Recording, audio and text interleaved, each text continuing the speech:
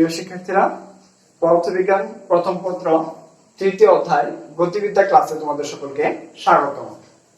আজকে আমরা আলোচনা করব পদার্থবিজ্ঞান প্রথম পত্রের গতিবিদ্যা অংশের প্রাস নিয়ে। তো প্রাস বিষয়টা অনেকের কাছে কঠিন লাগে, তোমাদের যে প্রাস অনেক কঠিন বিষয়, কিভাবে করে প্রাসের যে উপাংশগুলো তোমরা বুঝতে পারো না অনেক সময়। তো আজকে আমরা খুব সহজভাবে এই প্রাস বিষয় নিয়ে তোমাদের সাথে আলোচনা করব। তো আমরা আলোচ্য বিষয়গুলো আগে লিখে রেখেছি। দেখো, প্রাস কাকে বলে, তারপর উপাংশ, লব্ধি বেগ, অবস্থান ভেক্টর, প্রাসের গতিপথ, সর্বোচ্চ উচ্চতা উঠতে সময়, সর্বোচ্চ উচ্চতা, বিচরণ কাল, অনুভূমিক পাল্লা এবং সর্বাধিক অনুভূমিক পাল্লা, এই বিষয়গুলো নিয়ে আজকে আমরা আলোচনা করব।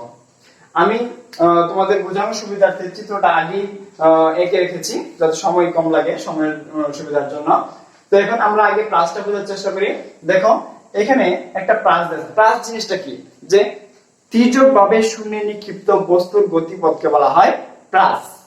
তাহলে এই ছোটবেলায় তোমরা সবাই কম বেশি খেলেছ নিশ্চয়ই, যে ঢিল উপরের দিকে ছুঁড়েছ।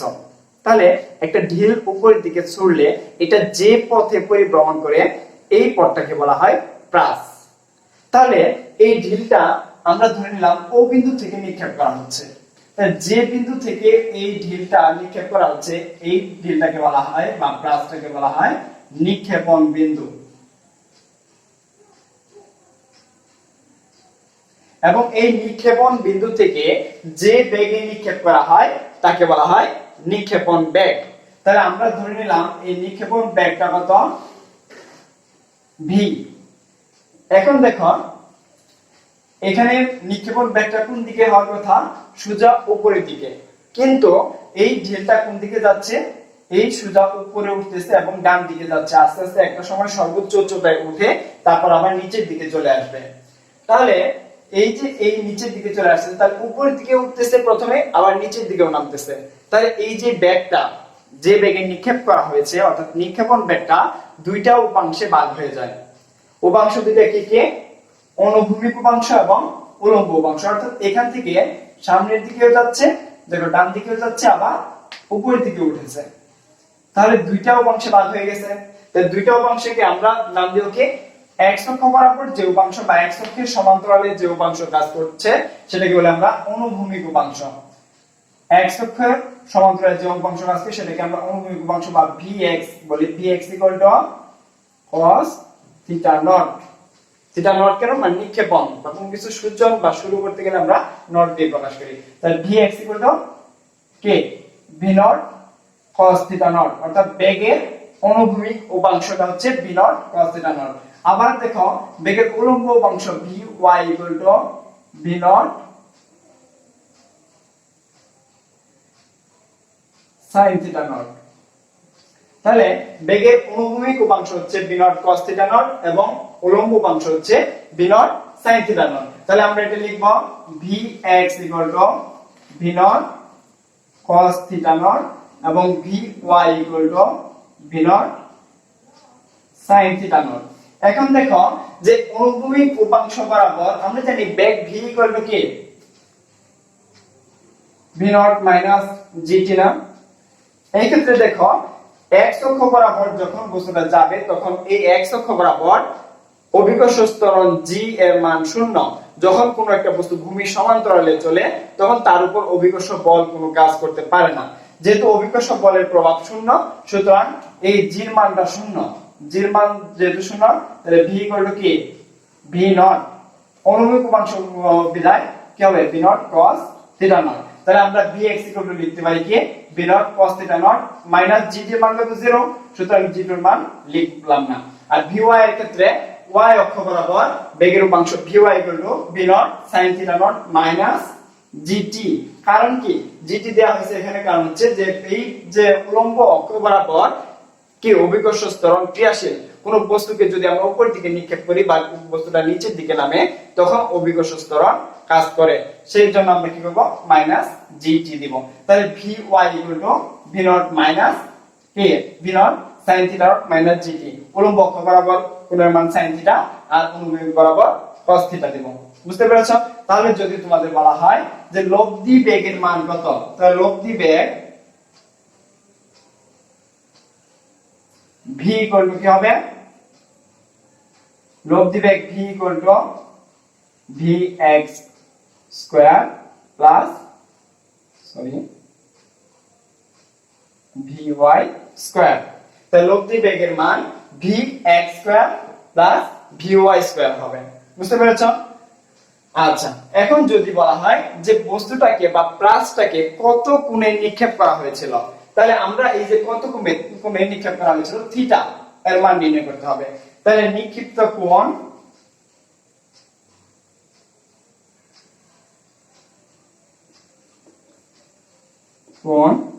থিটা নট হলে tan theta naught equal to vy by vx। তাহলে এখানে tan theta naught equal to vy by vx, অর্থাৎ এখান থেকে theta equal to theta naught equal to tan inverse vy by vx। Theta equal to theta naught equal to tan inverse vy by vx। তাহলে আমরা এখান থেকে theta নটের মান নির্ণয় করতে পারি, অর্থাৎ যত কোণে বস্তুটাকে নিক্ষেপ করব নিক্ষেপণ কোণের মান নির্ণয় করতে পারি খুব সহজেই। বুঝতে পেরেছো? আচ্ছা, এখন দেখো আলোচনা করব আমরা তিনটা টপিক আলোচনা করব, প্লাস, উপাংশ, লব্ধি বেগ এবং কোণের মান। এখন আলোচনা করব অবস্থান ভেক্টর। আচ্ছা দেখো তো, অবস্থান ভেক্টর কাকে বলে? যে ভেক্টর দ্বারা কোনো বিন্দুতে কোনো অবস্থান নির্ণয় করা হয় তাকে বলা হয় অবস্থান ভেক্টর। তাহলে এই অবস্থান ভেক্টরকে নরমালি আমরা কি দ্বারা প্রকাশ করি? r দ্বারা। তাহলে r নির্ণয় করতে গেলে লাগবে কি x এর মান এবং y এর মান। তাহলে x মানে কি? সরণ। তাহলে x এর মান যদি নির্ণয় করতে যাই, তাহলে x থেকে অনুভূমিক অক্ষ বরাবর সরণ। তাহলে আমরা নরমালি সরণের ক্ষেত্রে আগে তোমরা পড়েছো s vt। তাহলে s এর জায়গায় আমরা লিখলাম কি সরণ x v মানে কি? বেগ। তাহলে বেগটা কোন দিকে? x টা কোন দিকে আছে? x অক্ষ বরাবর না? তাহলে x অক্ষ বরাবর বেগের উপাংশ কি হবে? vx t সমান লিখতে পারি আমরা কি? v not cos theta not t। আবার দেখো তাহলে কি x vxt, কেন? কারণ x টা কোন দিকে হইছে? x অক্ষের বরাবর, অর্থাৎ x অক্ষের সাথে সমান্তরালে। তাহলে x অক্ষের সাথে সমান্তরালে হলে x অক্ষ বরাবর কোণের মান কত? বেগের উপাংশ কত? vx কত? v not cos theta naught, আর t তো t। আবার দেখো y এর মান কত? y টা কি? উল্লম্ব অক্ষ বরাবর। তাহলে উল্লম্ব অক্ষ বরাবর আমি বলছিলাম কি তোমাদের যে অভিকর্ষ ত্বরণ ক্রিয়াশীল। তাহলে উল্লম্ব অক্ষ বরাবর যেহেতু অভিকর্ষ ত্বরণ ক্রিয়াশীল, তাহলে y কি হবে? যে তোমরা বলেছো ত্বরণ থাকবে, ত্বরণ থাকলে অধিকাংশ দূরত্ব কি হয়? যে v not t minus half g t square. তাহলে এই সমীকরণ থেকে আমরা পাই কি? y অক্ষ বরাবর তাহলে কি লিখব? vyt। তাহলে vyt minus half g t square. এখান থেকে দেখো যে vy এর মান কি হবে? উল্লম্ব অক্ষ বরাবর v not sin theta not t minus half g t square. তাহলে উল্লম্ব অক্ষ বরাবর বেগের উপাংশ হচ্ছে v not sin theta not t, বেগের উপাংশ না, উল্লম্ব অক্ষ বরাবর সরণ হচ্ছে y v not sin theta not t minus half g t square. বুঝতে পেরেছো?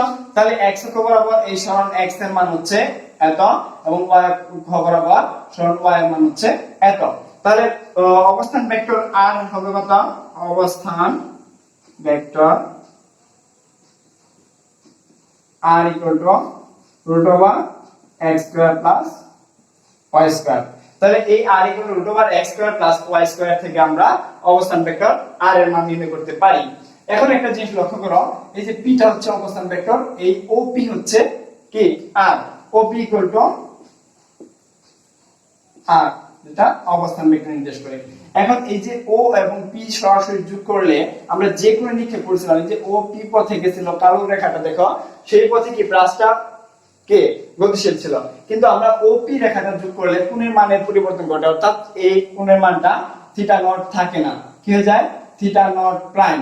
তাহলে থিটা নট প্রাইমের মান যদি নির্ণয় করতে বলে যে অবস্থান ভেক্টরের সাথে বা OP ভেক্টরটি বা আর অবস্থান ভেক্টর x অক্ষের সাথে কত ডিগ্রি কোণ উৎপন্ন করে। তাহলে অবস্থান ভেক্টর আর এই যে এইটুকু x অক্ষের সাথে থিটা নট প্রাইম কোণ উৎপন্ন করে। এই ক্ষেত্রে লিখবা কি যে tan theta naught prime equal to y by x। tan theta naught prime equal to y by x। এখান থেকে theta naught prime equal to tan inverse y by x নির্ণয় করতে পারো তোমরা খুব সহজেই। বুঝতে পেরেছো? আচ্ছা, তাহলে আমরা অবস্থান ভেক্টর বুঝলাম। এখন আমরা পড়ব যে প্রাসের গতিপথ নিয়ে, যে প্রাসের গতিপথ কি বা প্রাস যে পথে চলে সেই পথটাকে বলা হয় কি প্রাসের গতিপথ। তাহলে আমরা জানি যে প্রাসের গতিপথ একটি পরাবৃত্ত।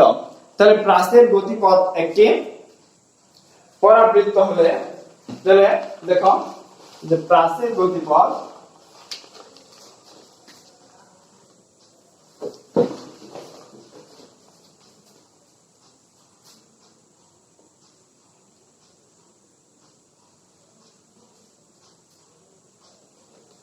পরাবৃত্ত। দেখাও যে প্রাসের গতিপথ একটি পরাবৃত্ত বা প্রমাণ করো যে প্রাসের গতিপথ একটি পরাবৃত্ত। তাহলে দেখো এখন আমরা আলোচনা করব প্রাসের গতিপথ নিয়ে, যে প্রাসটা যে যাচ্ছে কোন পথে যাচ্ছে বা প্রাসের গতিপথটা কেমন। হ্যাঁ, তো আমরা জানি প্রাসের গতিপথটা হচ্ছে পরাবৃত্তের মতো। পরাবৃত্ত অর্থাৎ একটা অর্ধবৃত্তের মতো। বুঝতে পেরেছো? যেটাকে ইংলিশে প্যারাবোলা বলা হয়ে থাকে। অর্থাৎ প্রাসের গতিপথ একটি প্যারাবোলা। তোমাদের প্রশ্ন আসে অনেক সময় যে দেখাও যে প্রাসের গতিপথ একটি পরাবৃত্ত বা প্যারাবোলা। এক্ষেত্রে দেখো যে এই যে প্রাসটা ও বিন্দু থেকে পি অবস্থানে গেল, তাহলে ধরে নিলাম আমরা টি সময় পর প্রাসটা ও বিন্দু থেকে পি অবস্থানে গেল। এক্ষেত্রে অনুভূমিক বরাবর সরণ ও কিউ সমান হচ্ছে x এবং ও পি কিউ সমান হচ্ছে y। তাহলে x ইকুয়াল টু কি v not cos theta not t। তাহলে t সমান কি x by v not cos theta naught. কেন? কারণ x ইকুয়াল টু সরণ x ইকুয়াল টু কি vt অর্থাৎ বেগের কি অনুভূমিক অংশ ও কিউ কি অনুভূমিক বরাবর গেছে, তাহলে সেক্ষেত্রে v not cos theta not t। তাহলে t ইকুয়াল টু কি হবে x by v not cos theta naught. আবার দেখো y ইকুয়াল টু কি v not sin theta not t minus half g t square. তাহলে v not sin theta not t minus half g t square. এক্ষেত্রে আমরা মান বসিয়ে y এর মান নির্ণয় করব, যে v not sin theta not t এর মান বসাবো, এখান থেকে t এর মানটা নিয়ে আসব। t সমান কত x by v not cos theta naught minus half g x by v not cos theta not square. বুঝতে পেরেছো? এখন আমরা কি করব, দেখো v নট উপরে আছে, ভিতরে v নট আছে, v নট কেটে দিলাম। sin বাই cos সমান কি tan theta not into x minus দেখো half g x square by v not cos theta not square. ঠিক আছে? তো tan theta not x equal to minus half g x square by v not cos theta not whole square. এখন যদি দেখো এখানে যে theta not যদি আমরা একটা বস্তুকে v নট বেগে নিক্ষেপ করি, তো নিক্ষেপণ বেগটা নির্দিষ্ট হয়ে গেল। আবার দেখো যে কোণে নিক্ষেপ করব একটা নির্দিষ্ট কোণে তো নিক্ষেপ করতে হবে, তো নিক্ষেপণ কোণটা নির্দিষ্ট হয়ে গেল, নিক্ষেপণ বেগটাও নির্দিষ্ট হয়ে গেল, আর g তো ধ্রুবক নির্দিষ্ট। তাহলে নির্দিষ্ট মানগুলো কি ধ্রুবক, থিটা নট এর মান ধ্রুবক, জির মান ধ্রুবক, বি নটের মান ধ্রুবক। তাহলে ধ্রুবক দিয়ে কোনো রাশিকে গুণ করলে ওই রাশির মানটাও ধ্রুবক হয়ে যায়। তো ধ্রুবক হয়ে গেলে আমরা ধরে নিলাম, দেখো ধরি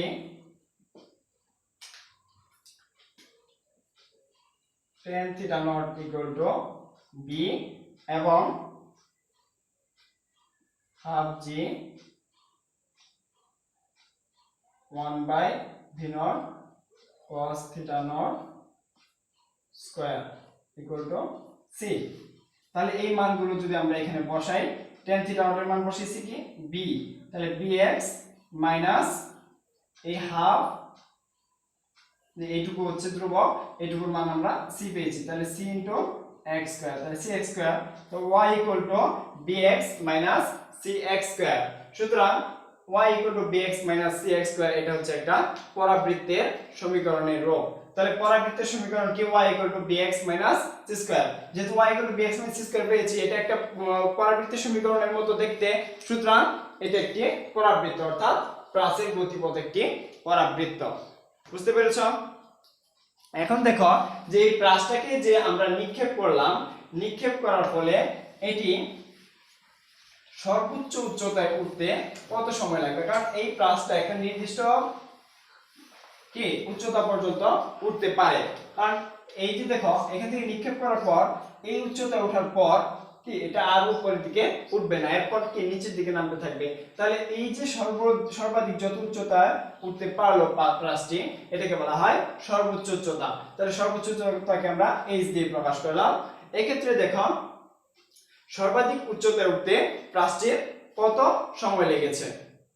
তাহলে সর্বাধিক উচ্চতায় উঠতে প্রাচটির যদি সময় লাগে, দেখো আমরা জানি v equal to কি v naught minus gt। এই ক্ষেত্রে দেখো যেহেতু উপরের দিকে উঠেছে এটা, সুতরাং এটি হবে কি vy naught। কেন? সর্বোচ্চ উচ্চতা কি উপরের দিকে উঠছে, তো উপরের দিকে ওঠার কারণে এটা কি উলম্ব অংশ বরাবর কি গমন করেছে, উলম্ব অংশ বরাবর গমন করলে কি বেগটা হবে কি উলম্ব বেগ। তাহলে v সর্বোচ্চ উচ্চতায় বেগের মান কত? 0, বিদায় এটা কি নিচের দিকে নামতে থাকবে। যদি আরো বেগ থাকতো তাহলে এটা আরো উপরের দিকে উঠতো, সেই বেগের মান 0, সর্বোচ্চ উচ্চতায় সেই বেগ 0। v equal to vy naught, উলম্ব অংশ বরাবর বেগের মান কত? v naught sin theta naught minus gt, বা এই মাইনাস জিটি এই পাশে নিয়ে আসলে প্লাস জিটি হয়ে যাবে v naught sin theta naught, বা t সমান কি হবে v naught sin theta naught by g। এখন দেখো যে সর্বাধিক উচ্চতায় উঠতে সময় লাগে t পরিমাণ সময়, t equal to v naught sin theta naught by g। আবার দেখো যদি এটা নিচের দিকে নামে একই পরিমাণ সময় লাগবে, অর্থাৎ t পরিমাণ সময় লাগবে। সেক্ষেত্রে কি উঠতে এবং নামতে টোটাল সময় লাগবে 2v naught sin theta naught by g, যেটাকে আমরা বিচরণ কাল t বলে থাকি। আবার বিচরণ কাল আমরা অন্যভাবে নির্ণয় করতে পারি, আমরা এখানে এটা দেখালাম। দেখো পরবর্তী হচ্ছে যে সর্বোচ্চ উচ্চতা নির্ণয় করব কিভাবে। তার সর্বোচ্চ উচ্চতা নির্ণয় করব আমরা একইভাবে। দেখো যে v স্কয়ার ইকুয়াল টু আমরা জানি vy naught square minus 2gh। তাহলে দেখো সর্বোচ্চ উচ্চতায় বেগের মান 0, বেগের মান 0 দিলাম, 0 এর উপর স্কয়ার দিলে 0ই থাকে। y naught এর মান কি হবে v naught sin theta naught whole square minus 2g।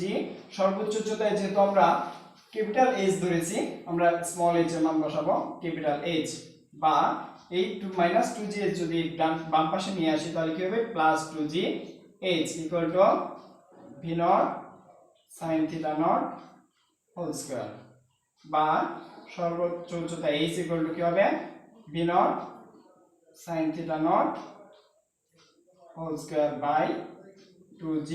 এখান থেকে আমরা কি করতে পারি সর্বোচ্চ উচ্চতার মান নির্ণয় করতে পারি। বুঝতে পেরেছো?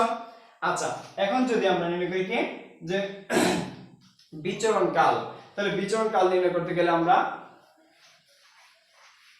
আগের সূত্র ইউজ করতে পারি, অর্থাৎ উত্থান কাল নির্ণয় করে এটাকে 2 দিয়ে গুণ করলে কি হবে যে বিচরণ কাল, অর্থাৎ উত্থান কাল এবং পতন কাল কতক্ষণ মুক্তভাবে বিচরণ করেছিল বিচরণ কাল, অথবা আমরা কি করতে পারি যে y equal two by not t minus half g t square.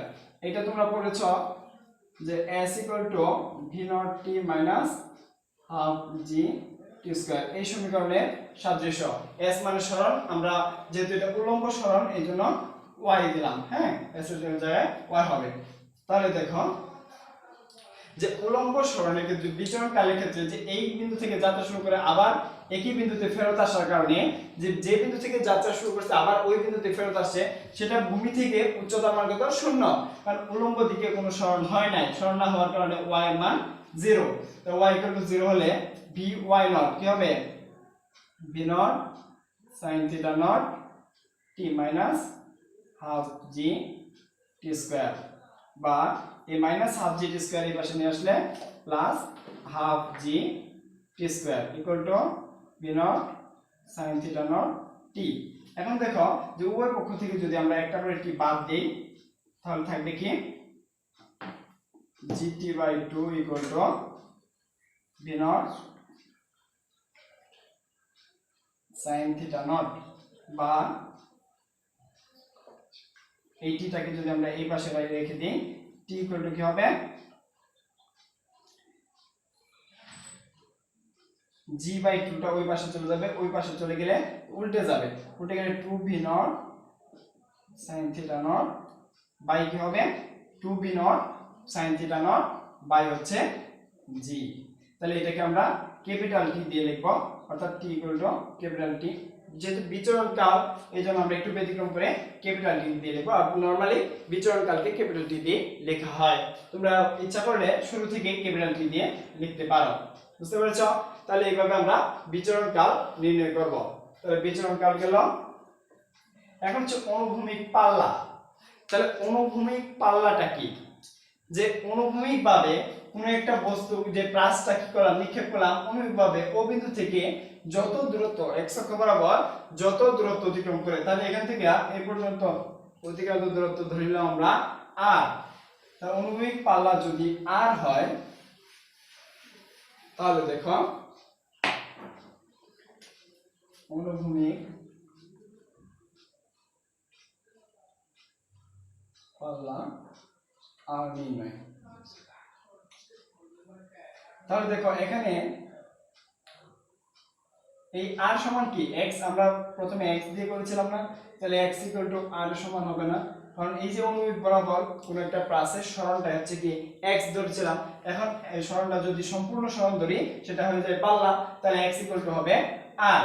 তাহলে সম্পূর্ণ সরণের ক্ষেত্রে আমরা জানি কি y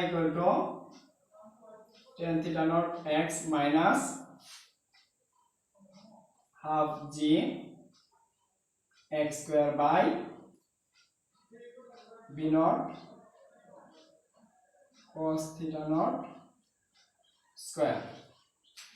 এখানে যেহেতু কি ও বিন্দু থেকে আবার এই যে এই বিন্দুতে ফেরত আসছে এবং পাল্লাটা আমরা ধরে নিব কি অনুভূমিক অক্ষ বরাবর, উল্লম্ব অক্ষের কোনো কাজ নেই এখানে, তাহলে অনুলম্ব অক্ষ বরাবর কোনো সরণ ঘটবে না ধরে নিলাম। উল্লম্ব সরণ যদি না বিবেচনা হয়, উল্লম্ব সরণ বিবেচনা ধরে নিলাম কত? 0। উল্লম্ব সরণ 0 এর tan থিটা নট, tan সমান কি? দেখো tan থিটা নট মান লিখব আমরা যে tan থিটা নট এর জায়গায় লিখব tan theta naught r, x এর জায়গায় লিখব r minus half g x square জায়গায় r square v not cos theta not square, বা এই সম্পূর্ণটা মাইনাস থেকে এই পাশে নিয়ে আসলে প্লাস হয়ে যাবে। তাহলে ঋণাত্মকটা এই পাশে আসলে ধনাত্মক হলে আমরা half g r square by v not cos theta not whole square equal to tan theta naught r। এখান থেকে একটা একটা r বাদ দিলে কি হবে? r থাকবে শুধু। তাহলে এই পাশে আমরা r রেখে ওই বাকি সবগুলো ওই পাশে নিয়ে যাব। বাকি সবগুলো ওই পাশে নিয়ে এই পাশে থাকে কি tan থিটা, tan কে আমরা ভেঙে দেব sin theta not by cos theta not into এই দেখো g টা উপরে আছে আর 2 টা নিচে, তাহলে আমরা সাজিয়ে লিখব যে 2 ভি নট স্কয়ার, এটাকে ভেঙে লিখবো V naught square cos square theta not. দেখো এই 2টা নিচে আছে, এই পাশ থেকে ওই পাশে গেলে উল্টে যাবে, তাহলে 2 v not cos theta not whole স্কয়ারটা কি হবে ভি নট স্কয়ার লিখছি আমরা এবং cos থিটা নট স্কয়ার লিখেছি, আর জিটা উপরে ছিল এটা জিটা চলে যাবে নিচে। এখন দেখো এখান থেকে একটা cos থিটা এবং cos থিটা কেটে দিলে উপরে একটা cos থিটা থাকবে আর কে sin থিটা থাকবে, তাহলে থাকে কি 2 v not square sin theta not cos theta not by g. দেখো আবার এখান থেকে আবার যদি বুঝতে সমস্যা হয় আমরা এই করে লিখতেছি, দেখো 2 এটা এইভাবে লিখতে পারো, জিটা উপরে চলে গেছে জি এক্স স্কয়ার জায়গায় জি আর স্কয়ার লিখলাম আমরা, 2টা নিচে চলে আসছে। এখন তোমরা এখানে 2 জি আর স্কয়ার বোঝার সুবিধার্থে এখন দেখো 2 v not square cos square theta not আমরা উপরে লিখলাম, জিটা ওই পাশে নিচে চলে যাবে, আর tan থিটাটা কি হয়ে যাবে sin বাই cos, আর এখানে r স্কয়ার আছে এখানে r আছে, r দিয়ে ভাগ করলে ওই পক্ষে এই পাশে 1 থাকে এই পাশে r থাকে একটা।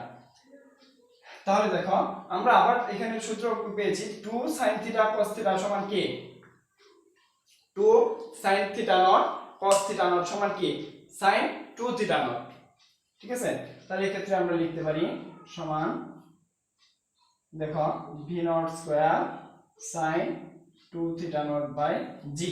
তাহলে এই 2টা যদি আমরা ওই পাশে নিয়ে 2 sin theta not cos theta not সূত্র ফেলি, ত্রিকোণমিতির সূত্র অনুসারে কি হবে যে 2 sin theta not cos theta naught সমান হচ্ছে sin 2 থিটা নট, আর ভি নট স্কয়ার থাকবে জি জি। তাহলে পাল্লা r এর মান নির্ণয় করতে গেলে r কি হবে v not square sin 2 theta not by G.